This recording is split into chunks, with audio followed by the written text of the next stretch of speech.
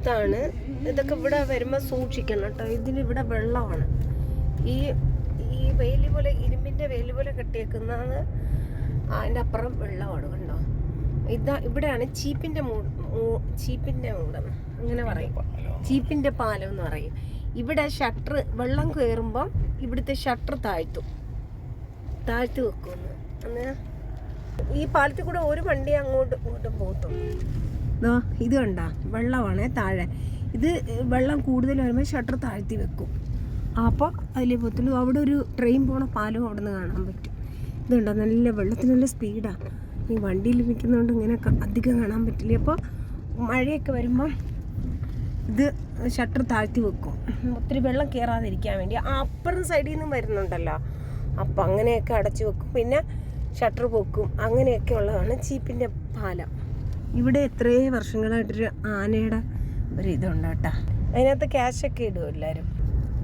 ആ ക്ഷേത്രം കഴിഞ്ഞ് വരുമ്പോഴാണ്, കുറച്ചുകൂടി വരുമ്പോൾ പൊഴിക്കര ക്ഷേത്രം, മകരവിളക്കൊക്കെ കഴിഞ്ഞല്ല. അപ്പോൾ ഇവിടെ ഇനിയിപ്പം ഞങ്ങളുടെ ഇവിടെ പൊഴിക്കര നടയിലൊക്കെ ഉത്സവമാണ് കേട്ടോ. അതിനുള്ള ഒരുക്കങ്ങളൊക്കെയാണ് കണ്ടോ. നോക്കിയേ, ഇവിടെ ടോയ്സ് അമ്പലങ്ങളൊക്കെ ഒരുങ്ങാൻ തുടങ്ങുന്നുണ്ട് കണ്ടോ. കണ്ടോ, ഇവിടെ ഇങ്ങനെ ടോയ്സും കളിപ്പാട്ടവും അരിമുറുക്കും ഇങ്ങനെയുള്ള സാധനങ്ങളൊക്കെ വന്നിട്ടുണ്ട്.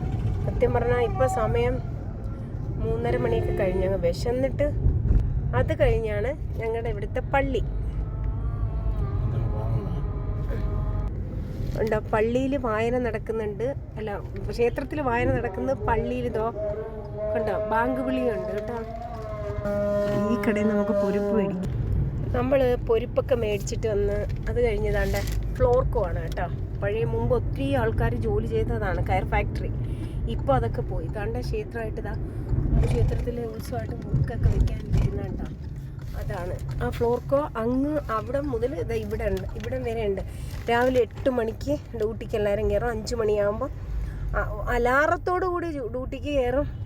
അലാറത്തോടു കൂടി 5 മണിയാകുമ്പോൾ ഇങ്ങനെ വരിവരിയായി ഞങ്ങൾ സ്കൂളൊക്കെ വിട്ട് വരുമ്പോഴേ ആൾക്കാരെല്ലാം ഇങ്ങനെ പൊയ്ക്കൊണ്ടിരിക്കുമായിരുന്നു. ഇവിടെ നിന്ന് ഇങ്ങനെ വരിവരിയായിട്ട് നല്ല രസമാണ് കാണാൻ. എല്ലാവരും ഓരോ ചോറ്റുപാത്രമൊക്കെ ആയിട്ട് ഇറങ്ങി വരുന്നതാണ്. ഇപ്പം അവിടെ പണിയൊന്നുമില്ല കേട്ടോ. അത് കഴിഞ്ഞ് വരുമ്പോഴാണ് ഞങ്ങളുടെ കുട്ടിക്കാലം ഓർമ്മപ്പെടുത്തുന്ന ഞങ്ങളുടെ സ്കൂള്, മണിയങ്കുളം സ്കൂള്, ഞങ്ങൾ പഠിച്ച സ്കൂളാണ് കേട്ടോ.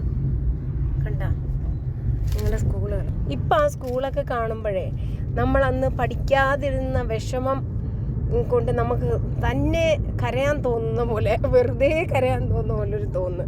അന്നൊക്കെ സ്കൂളിൽ പോകാൻ മടിയും. പക്ഷേ ഇന്നിപ്പോൾ പഠിക്കണമെന്നുള്ള ഇൻട്രസ്റ്റ് ഒക്കെ ഉണ്ടെങ്കിലും പ്രായം കുറേ ആയില്ലേ. നമ്മൾ എവിടെ പോയാലും നമ്മളെ